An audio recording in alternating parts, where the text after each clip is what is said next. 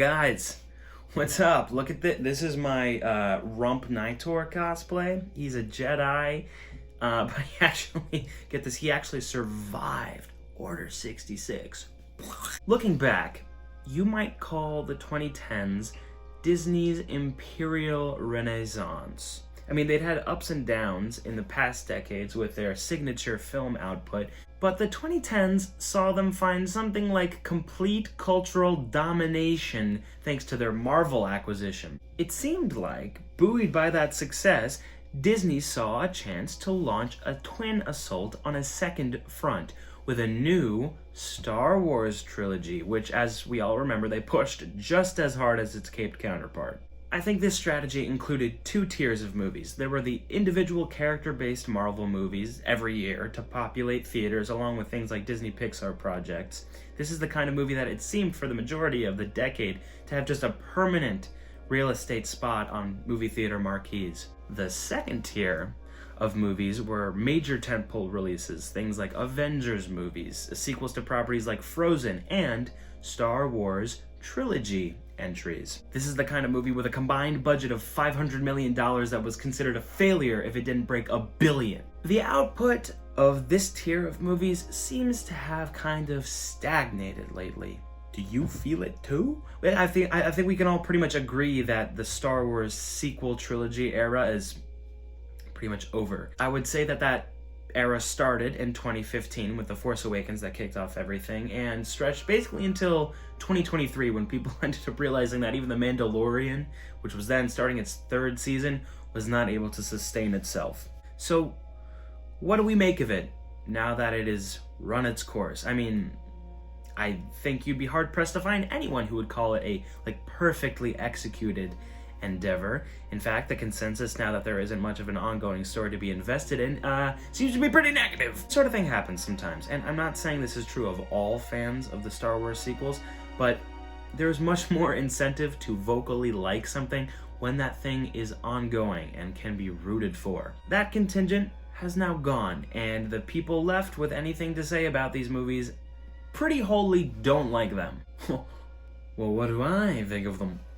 Well, grizzled as I now appear, I was but 13 when The Force Awakens came out, and whatever they were going for basically just completely worked on me. I was enthralled completely to watch trailers, theory videos, and basically everything else that was going on. I knew about the original trilogy and the prequels, but my real entry point was the Clone Wars show on Cartoon Network, which I think I watched, pretty much every day. That show kicked ass, and it also introduced me to all the important stuff. Lightsabers, Jedi, Sith, spaceships, the Force, bounty hunters, serialized adventures, incredible! But it did feel connected to a prior era of the franchise. I knew that the prequels were around when I was born. They were already franchise history, sacred texts. It seemed like now Disney was reaching down its beneficent hand to write new sacred texts just in time for my adolescence. They wanted to make a new generation of Star Wars fans, and I was right in their crosshairs. I went to see The Force Awakens right when it hit theaters, and I gobbled it up. It wasn't my favorite movie ever. That honor will always go to Guardians of Gahul. We're kidding. But it was accepted at the time as a plausible start to the franchise's next era. The older fans, Angry Jojo, had spoken, and they'd given the stamp of approval to this fledgling fandom. They would later revoke that stamp of approval, but that is a story for another day. Disney really, they stuck the landing with the marketing for The Force Awakens. Not only did they give it major tentpole release status, but they would release these movies in December. The holiday season became Star Wars season, and vice versa. These Star Wars trilogy movie releases began to feel like holidays themselves. There was something hallowed about grabbing your lightsaber toy and going out on a snowy night to go and fight with your friend. The clash in the woods between Kylo Ren and Rey and Finn, it was iconic at the time. I've seen so many videos of kids and adults alike reenacting it. There's gotta be one somewhere of me and my brother duking it out in the woods. I had a green one and he had a blue one that we got off Ultra Sabers that I cried about because they arrived a week after Christmas. It was like the best. Unfortunately, I kinda don't think very much of the sequels as movies now, for reasons that I'm sure any fan of the franchise can ascertain. If The Force Awakens won the battle, the rest of the sequel trilogy was like the protracted, complete loss of the war. I don't hold disdain for or really even dislike The Last Jedi or The Rise of Skywalker, but taken as a whole, I mean, the trilogies, it's a mess. It felt like there were so many different ways it should have gone. And I began to long for a magic button that, if pressed, could just reset Disney's now sacred canon and wipe the slate clean so that there could be another chance at a more satisfying continuation. Is this in the shot? I hope this is in the shot. Go ahead and get in the shot there, buddy. I am not a stranger to Star Wars books. In fact, before I had even seen any of the movies, I read the novelizations of the original trilogy because they were in my middle school library. And before that, I was actually well acquainted with the Star Wars cookbook, which I think that remains canon to this day. To some people, Star Wars just means the movies, but like I said before, I was so bought in as a kid that I explored basically every end of the multimedia experience the franchise had become. Going through the annals of Star Wars literature can sometimes feel like traversing a Mos Eisley cantina the size of an IKEA, but there are a few names one hears often that rise above the din. Rogue Squadron, Heir to the Empire, and most of all, Thrawn. Here was a single character, a villain, whose infamy was known and respected everywhere except on screen. Thrawn appeared as a villain in a very highly revered trilogy of Star Wars books written by a man named Timothy Zahn, starting with Heir to the Empire in 1991. That's right, this story began about a decade before The Phantom Menace hit theaters. There's an entire extended world of in-universe Star Wars material that was created in the 20th century, constituting the franchise's most simultaneously legendary and unsung figures and stories. What's that word? Legendary? Well, that's just the one problem. None of it is canon anymore. You see, along with Disney's new plan for Star Wars came a mass decanonization of the non-TV and film material from beloved to absolutely ridiculous that existed before they acquired the intellectual property. I mean, this stuff still gets printed because people still care enough to buy it, but now it's called Legends for whatever that's worth. Look, I understand why they did this. When they spent the $4 billion to buy Star Wars, Disney had the good stuff I mentioned earlier in mind. Lightsabers, Jedi, spaceships, bada bing, bada boom. They did not know that attached to their purchase was an entire underbelly of shit like Abeloth and the Yuuzhan Vong invasion. In order to make of Star Wars what they wanted, which was approximately at least $4 billion, they needed to do some housekeeping. With that said, when my ailing heart sought for that magical reset button, it came to a sort of revelation upon discovering Zahn's Thrawn trilogy of books, which are as follows: Heir to the Empire, written in 1991, Dark Force Rising, 1992, and The Last Command in 1993. This three-book cycle, as the covers proclaim it to be, was, upon its release, the canon continuation of the story known to fans as Star Wars. Up until that point, the expanded universe consisted of books like Splinter of the Mind's Eye, which followed the original 1977 film and would be considered canon in the alternate universe where that film was not a groundbreaking box office revolution. Splinter's story was cut off and overwritten by Empire Strikes Back, and the rest is history. Also in the stable of initial expanded universe books were the Han Solo adventures, which followed Han's exploits beyond his rebellion efforts, and the Lando Calrissian adventures, the content of which you can guess. Heir to the Empire, though, was more than just an add-on. All the Star Wars movies, they'd already been made. Oh my goodness, my radiator's going, but I gotta do a take of this last bit. All the Star Wars movies, they'd already been made. These books were in fact the heirs to the Star Wars empire. The page was the medium on which this story, which enraptured so many millions, would officially continue. This was a true sequel trilogy. I'm sure that you can see where I'm going.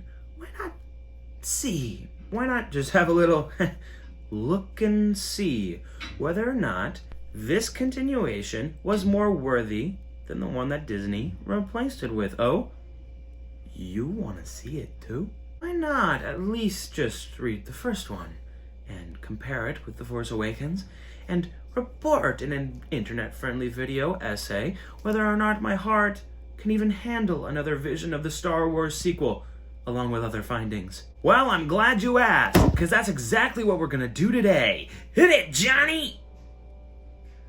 Or should I say, punch it, Johnny. Go ahead and punch it. The Force Awakens begins with a scene of action. We see a big bad ship, and we see stormtroopers ready for a fight. We're set up to anticipate a confrontation in the near future. When we cut to a cute little droid on a planet, it's suggested that this little guy might have a role to play in that conflict, but information and context is still being withheld. We cut quickly, again from BB-8, to our first interaction between two characters in a hut. The pacing still implicates this scene in the building tension. These characters, Poe and Lor San Tekka, are on the same clock as those stormtroopers. Lor gives Poe something, and proclaims some of that context we were wanting. This will begin to make things right. I've traveled too far and seen too much to ignore the despair in the galaxy. Without the Jedi, there can be no balance in the Force. Now we at least know that the Force is still around, and whatever the conflict is at the heart of this story has to do with the Jedi and bringing balance to that Force. We are officially on home turf. Poe continues, "The General's been after this a long time." Fans probably know he means Leia. For the rest of us, Lor retorts, "To me, she's royalty." As soon as we know this much, that it's Leia and hopefully the Jedi versus stormtroopers for the fate of the Force, those forces intersect. BB-8 runs in, warns that the stormtroopers are here, and lo and behold, battle breaks out, and Poe's escape, his X-Wing, is damaged. Poe entrusts BB-8 with the Thing and sends him off into the desert.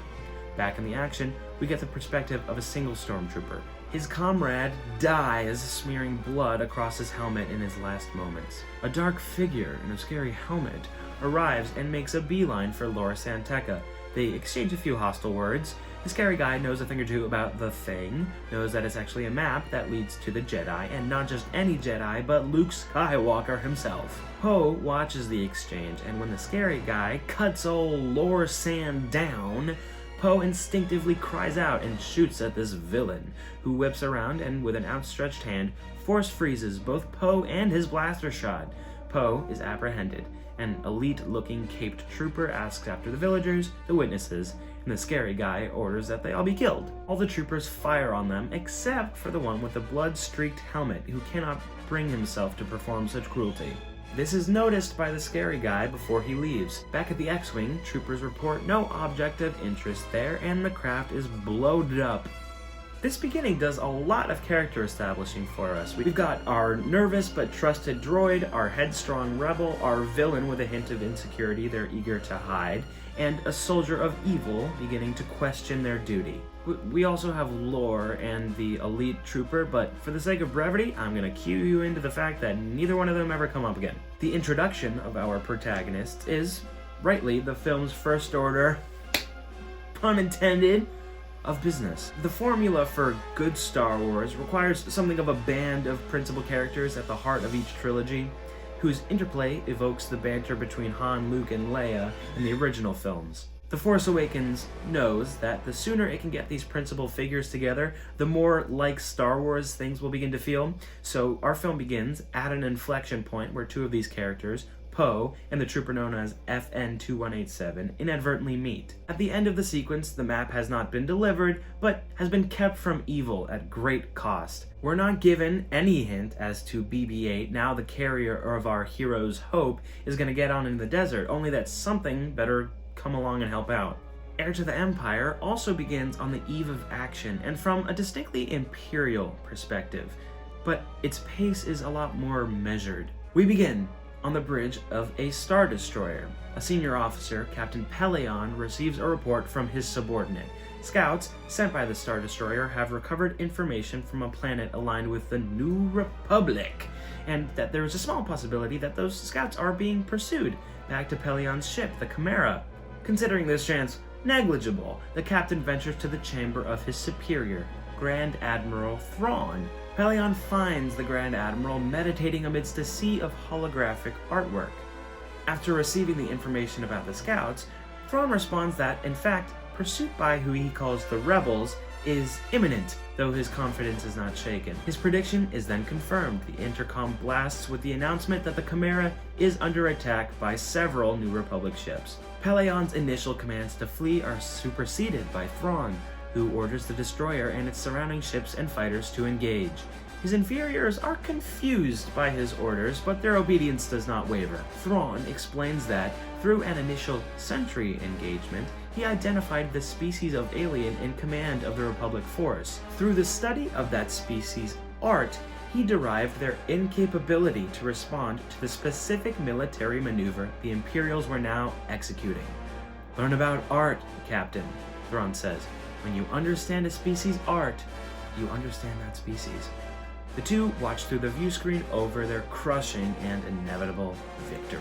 Now, there's gonna be a lot of difference in how these two pieces of media conduct information to us. First of all, there's a lot more dialogue in the beginning of this book than there is in The Force Awakens first sequence, and it contains a lot more context too. Pelion muses on the Empire's defeat over Endor for a few paragraphs, eventually explaining the Chimera's place in a much diminished and secretive remnant of the Empire that festers on the galaxy's outskirts, while the New Republic flowers from the Rebellion's victory. This whole first chapter is really a secret to us readers, and only through those asides and musings can we unravel the strange notion that our story actually begins with the bad guys. Where in The Force Awakens, tension is sparked instantly and only lets up at the end with BB-8's escape, Heir to the Empire builds tension through the divulsion of information.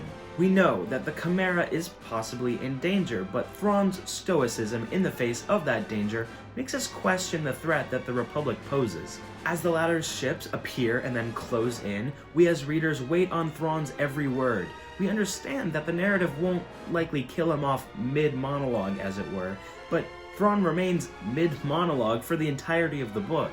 Toward the end of this first scene, when it becomes clear that the narrative still has very much use for Thrawn, we are afflicted with a sense of dread for the good guys. If they are to lead a successful attack, it's definitely not going to be this one.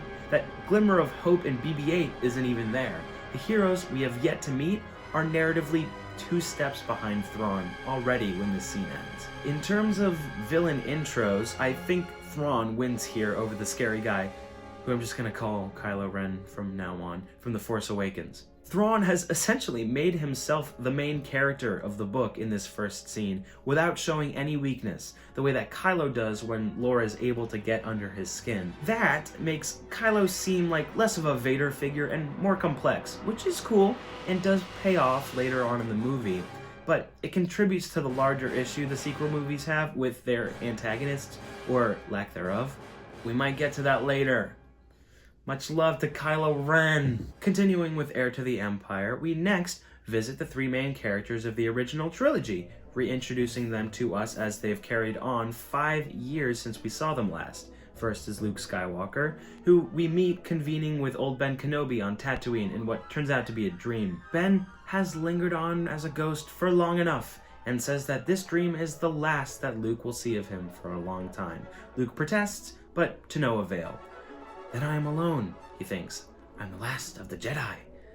Ben's voice calls out one last time. "Not of the last of the...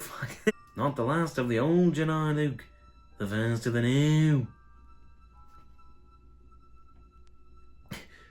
"Not the last of the old Jedi, Luke, but the first of the new."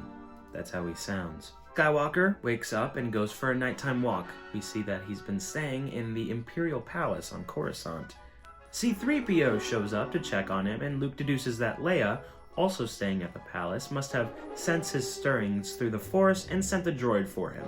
Luke confides in 3PO that he's been feeling a bit depressed. Setting up the New Republic has been unforgiving work, and with Ben's fading away now complete, the young Jedi feels lost. His feelings are not exactly improved by the fact that Leia, now 3 months pregnant, is still filling her time with government work and draining politics.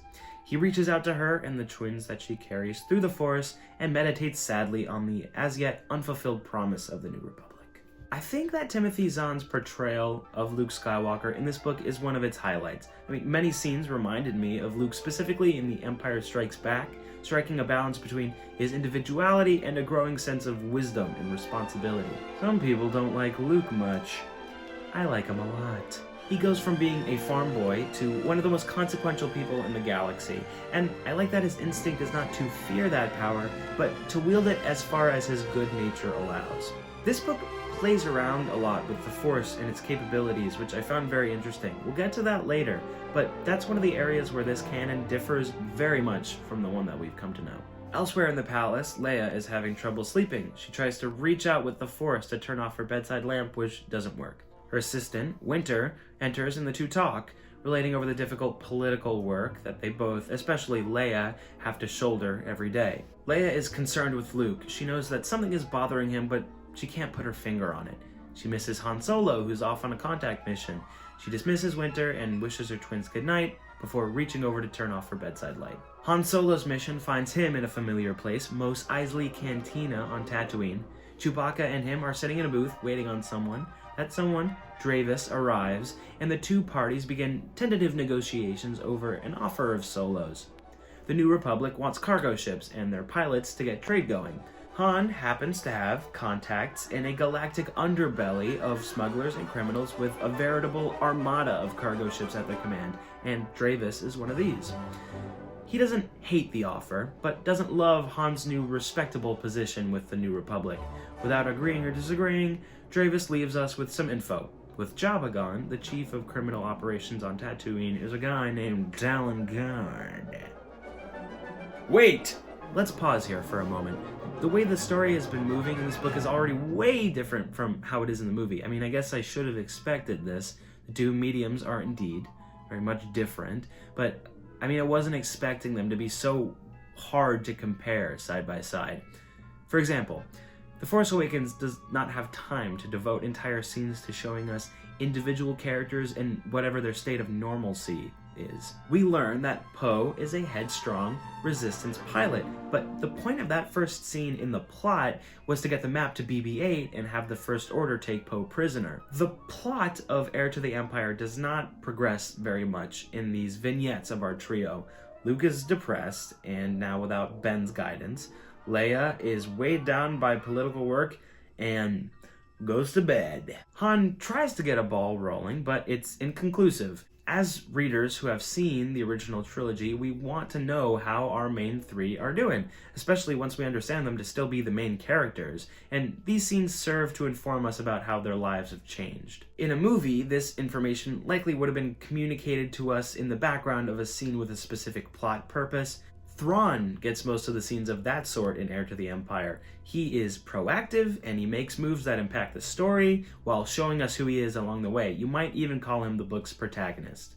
It is here where I'd like to check the scoreboard a little bit between these two properties, because I think they already represent a very different visions of Star Wars. The Force Awakens, as many have already pointed out, is like a redo of the original 1977 film, now retroactively called A New Hope.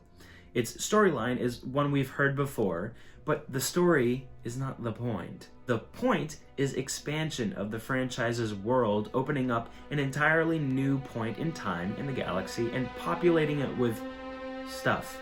Characters, tech, planets, etc. This has become the standard for the franchise. The most important parts of the saga are its trilogies, and each trilogy occupies a time period, separate from the others, with its own set of principal characters and important events. Heir to the Empire does not really work like this. It operates under the assumption that the events of the original trilogy of films are still the universe's most significant events, its characters the most significant figures, etc. This is something I'll sort of give the prequel movies credit for. They cemented the expectation that each trilogy of Star Wars movies gives us something of a clean slate, de-emphasizing recognizable places and people and aspiring to a unique identity, for better or for worse. I say sort of because the prequels are still predicated on a character from the original trilogy, one so iconic and interesting to fans that they were willing to download an entire trilogy's worth of basically crap in order to understand his story. Heir to the Empire's vision of the franchise is something more in line with the serialized adventure programs that George Lucas was inspired by. These are the continued adventures of Luke Skywalker and company, and their battle is still with the forces of evil as personified by the Empire. Zahn fiddles with the rules of Lucas's world to create mounting conflict in this book, as we'll get to, rather than creating a trilogy that feels separate from the original films. In fact, let's just talk about that right now, and let's start with the thing whose rules are constantly debated: the Force. Sequel Trilogy and Zahn's books, at least the first one, occupy different extremes of how something like the Force can work in a fictional world, with the sequels going for what we'll call a soft magic system, and Heir to the Empire adhering to something much more concrete and science fiction-y. Let's just go down the list and count the instances of the Force in each property, starting with The Force Awakens. So, Kylo freezes Poe and his blaster bolt. Kylo senses Finn's hesitation, Kylo tortures Poe, Kylo yanks that guy over to him, Kylo confesses feeling a pull to the light.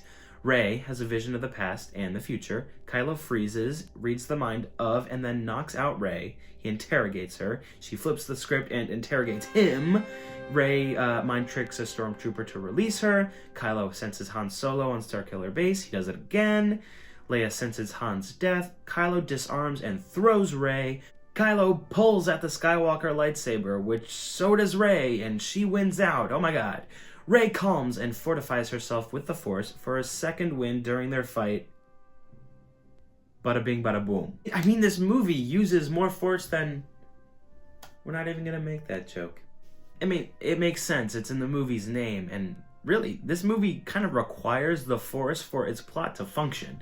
The pace of The Force Awakens is very fast, and characters like Kylo Ren get a lot of stuff done using the Force. Things like obtaining vital information easily, sensing things about other characters which forces confrontations that otherwise wouldn't have happened, eliminating obstacles, and so on. For Rey, it functions sort of like a soft magic.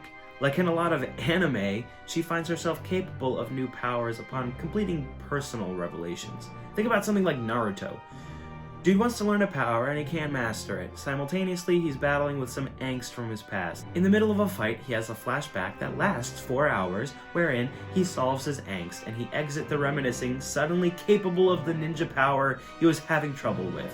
Rey experiences something similar on Starkiller Base. She's pretty cynical for most of the movie. She doesn't acknowledge the galaxy outside of Jakku and the promise of her parents' return. But she's thrust into adventure anyways, and thrust into situations where her innate good nature will not allow her to disregard the people she's met along the way. For Rey, the Force represents the wider galaxy and the freedom she needs from her shitty life on Jakku.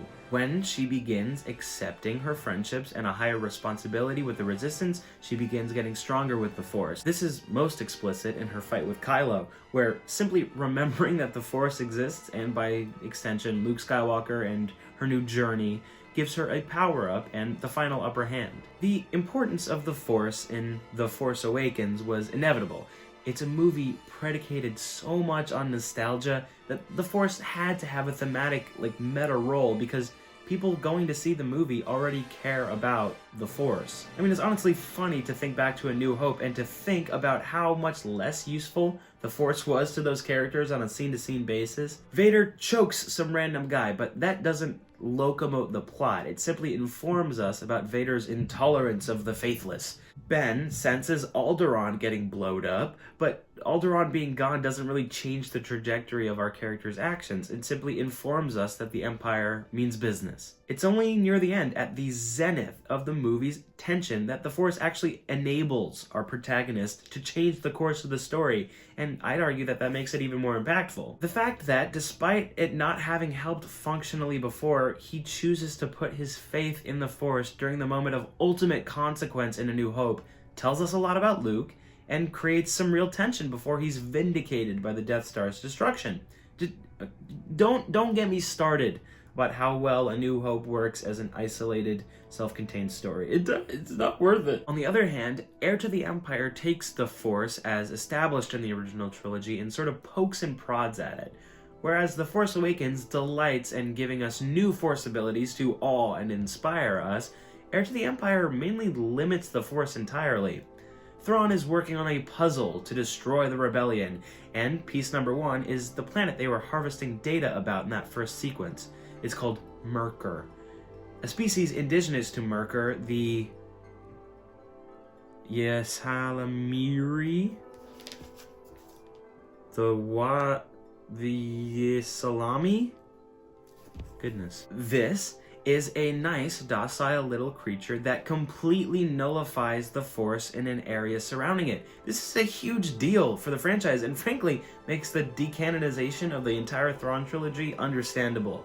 The Force in Star Wars is like the universe's religion, proven to actually exist and be very powerful time and time again. The Salamis are essentially nullifying God. In The Force Awakens, like I said, its function is intertwined with extra-narrative concepts like character development and thematic resolution. It really is all-powerful. And Heir to the Empire, it just simply disagrees. This is what I meant by its treatment of the Force being much more sci-fi. It believes that everything has rules, even the very most powerful forces at play in the universe. Now, I've not read Dark Force Rising or The Last Command yet, but so far, Timothy Zahn's writing has convinced me that the solving of the salami problem will probably be something very practical, as in, get Thrawn away from that salami so I can force push him, as opposed to how the films might deal with it, something more like, I've come to terms with my legacy and my place in the galaxy, so now even the salami can't nullify my use of the Force, but only time will tell.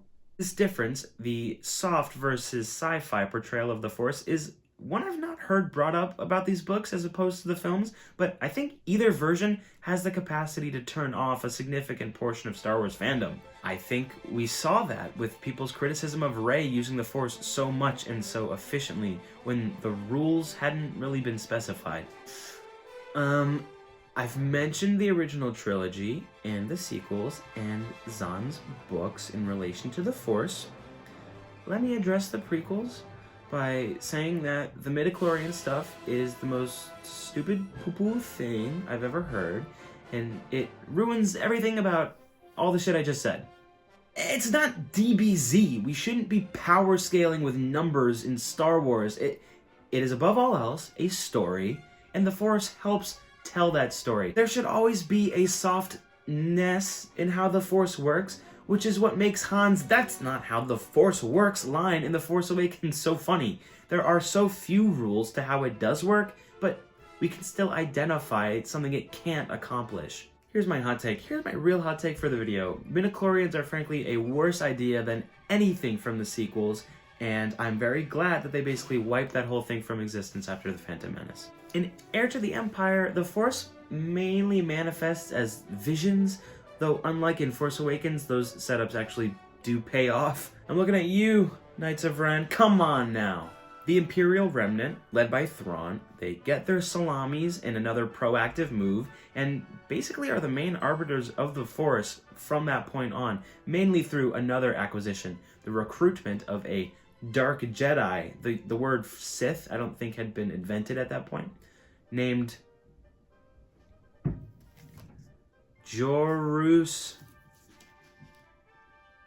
C'baoth? Jorus C'baoth?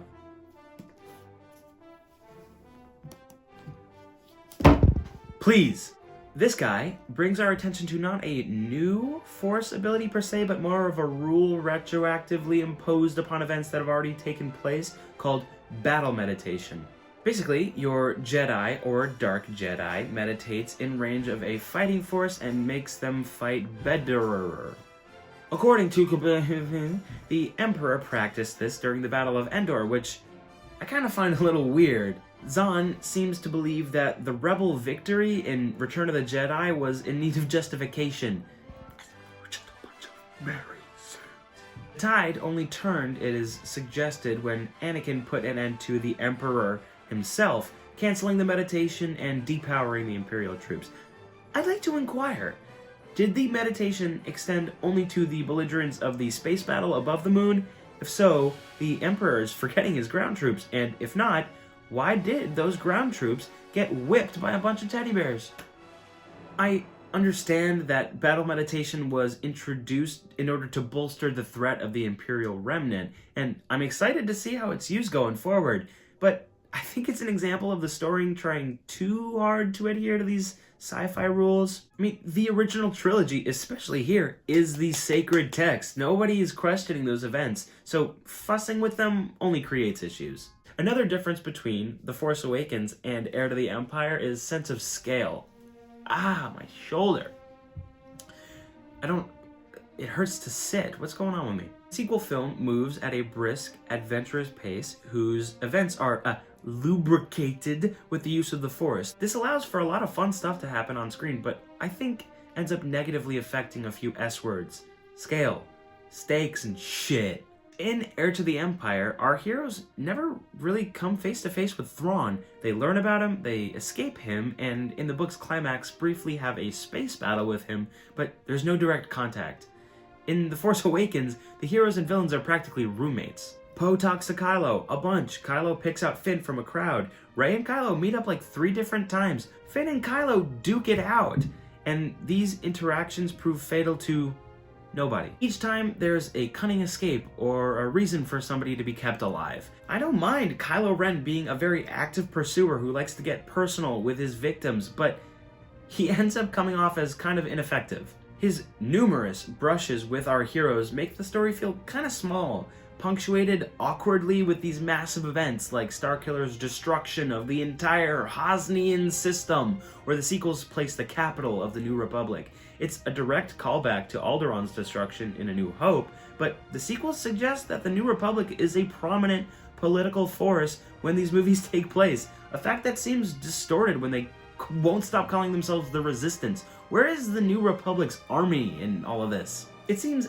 in its attempts to emulate the original trilogy, the sequels are overeager to erase differences between the time periods they portray.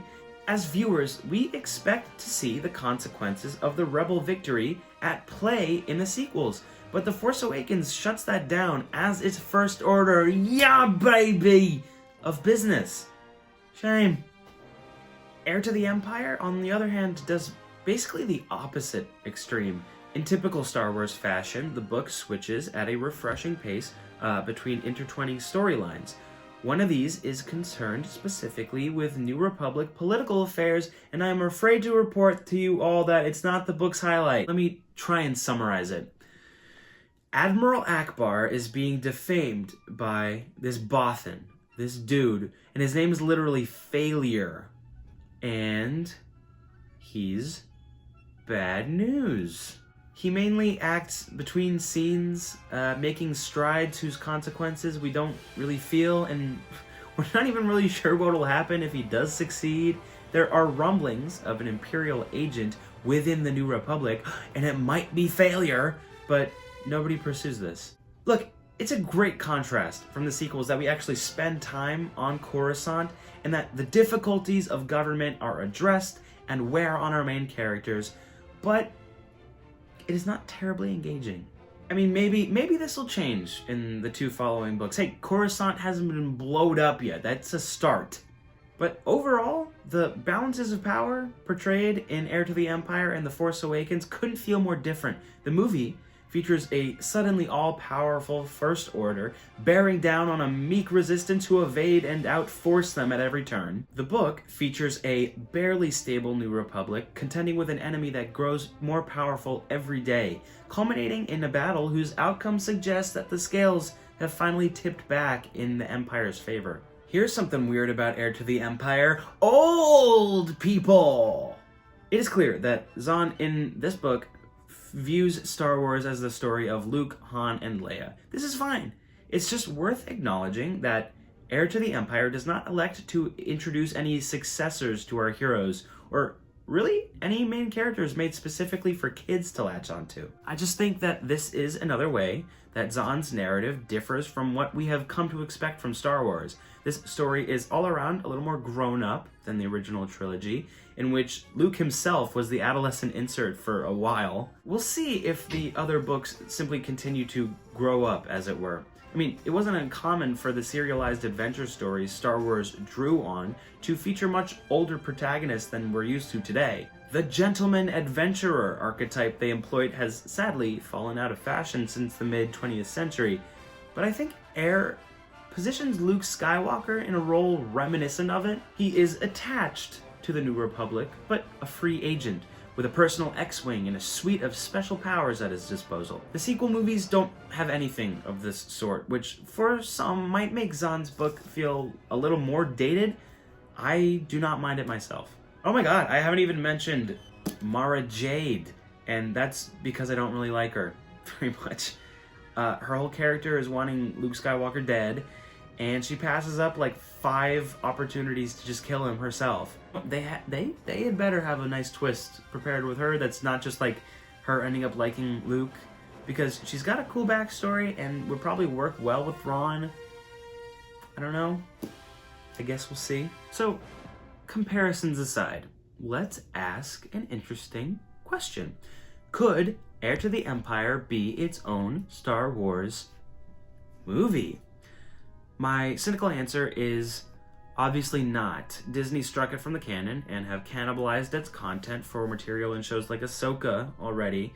Plus, even if it was still canon, we'd have to recast everyone's favorite characters and put CGI on their faces. No thank you. So let's ask a non-cynical, starry-eyed, and idealistic question. Could Heir to the Empire have been a Star Wars movie in 1991?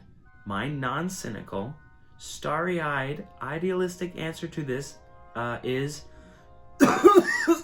no! At least, not without a lot of changes. I mean, we gotta keep most of the Thrawn stuff, but we also have to make all the stuff that they find and do a secret until they use it, or else the movie is just the Thrawn show with our heroes just trying to play catch-up, which actually is a valid criticism of the book.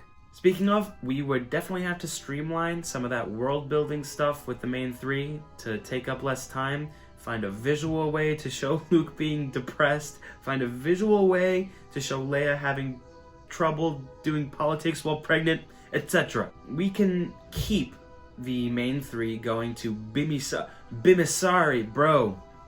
You mentioned the Bims in front of a million girls just heard you say the Bims.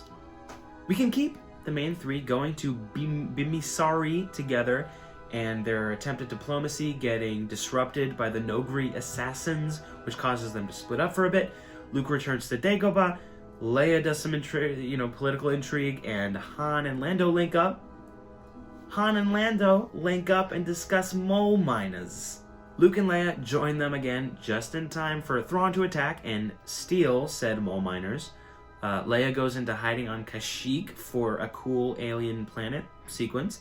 Han and Leia download her voice to C-3PO to trick the New Republic. During this time, Thrawn and Peleon find the Salami and, what is his name? Jordan Kapow, who begins to lure Luke into his clutches. Luke barely escapes the Star Destroyer, but then falls into the hands of Talon Karrde and Mara Jade, who imprison him on the Salami planet. That's Merkur. We keep the 20-minute sequence of Luke Skywalker trying to find a power outlet. Han and Lando track down Talon Karrde themselves and almost discover Luke on Merkur. Leia is almost assassinated. Again, Luke finds a power outlet and he escapes. Mara Jade pursues and they get stuck in a scary forest. Thrawn shows up to Merkur. Han and Lando are hidden. Thrawn leaves. Han and Lando deduce that Luke Skywalker was here. Leia interrogates one of her assassins and finds out that their allegiance is actually to Vader, which means her by extension. Turns out Thrawn hasn't actually vacated the planet, and Han and a disguised Luke are taken hostage by squads of stormtroopers. I'm just reading my script. Squads of stormtroopers are outside the scary forest. The squads are ambushed by Lando and some of Karrde's men, and our heroes escape, just to run back into Thrawn for the big last battle over Republic shipyard.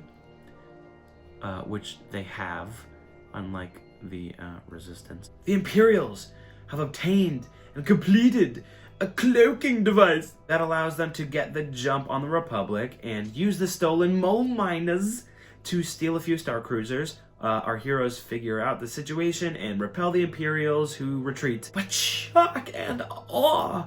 The political situation at home has turned sour. Our heroes ruminate on the future. Fiend. Now, could that be a 2-hour movie? 2.5-hour movie? Okay, so here's what it doesn't have. Heroic force use and lightsaber battles, but I think it's as good of a setup for 2 more movies as you could ask for. Luke being kind of unable to show out because of this, I'm gonna say it for real this time, Ysalamiri will make his later heroics that, hey Timothy, you better have, all the cooler. And we've got some good material otherwise, chase scenes, scary aliens, great set pieces, and a villain that everybody will love. Down here. Lots of opportunities for toys. Leia hints at beginning Jedi training and owns her legacy as Vader's daughter to stop evil demon assassin things from killing her. The introduction of Wedge Antilles and Rogue Squadron in that last battle. I mean, imagine the score, man. Imagine the score. I'm not sure Harrison Ford would have agreed to do this movie in 1991. He was too busy with Jimmy Hollywood. You will be chained to a bed. Chained to the bed? I ain't with no freaky stuff, man. Y'all just kill me right now. Really, Han does continue in this book to be not as cool as he was in A New Hope, which is unfortunate. But I think that he and Lando could have a fun dynamic together. I mean, if you really want all the in-betweens and political intrigue scenes, you could make each book a season of limited series, but I think that would be bad. Not enough action, perhaps, and I feel like the lighting would really suffer. Okay, anyways, this is a 12-page script. Let's wrap it up. I think that the first installment of Timothy Zahn's creation is very cool. I have to continue with the books to find out how the setups are paid off, but as of right now, knowing how the setups were not paid off in the sequel movies, I mean, it's looking pretty good. After all, I think I do have space in my blighted old heart for Heir to the Empire, and for the continued adventures of those people with them damn haircuts. And hey, just think, if these movies had been made in the 90s, we wouldn't have had the prequels. Oh Lord, I jest. Let me know in the comments what you think. And if you've read the Thrawn trilogy, am I in for massive disappointment? If you haven't read Heir to the Empire, does it sound cool? Do you miss Abeloth? I just wish Kylo Ren had better movies to be in, because I think he's fucking cool. Okay, bye now.